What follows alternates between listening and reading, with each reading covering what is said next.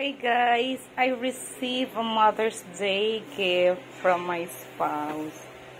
I am so excited na si Mamshi. Ayan, titingnan na natin. Tantaran! Ayan, may iyan na siya guys. Sealed with love po. Ayan, made with love, sealed for safety. Tama. Kasi pag hindi nakasealed ng ganito, ibig sabihin may bumukas, okay? Pag may bumukas, delikado.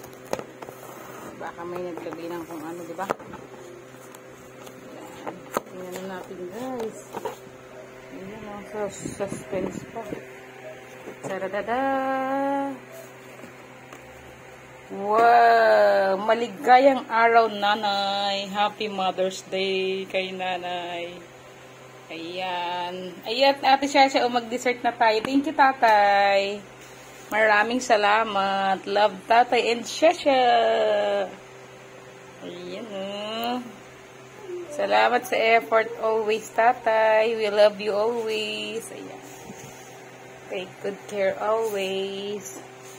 Mag-i-snack na kami ni Shasha. Iti. Ate Shasha, ano tayo? Dessert gusto mo? Yes, sige. Yummer.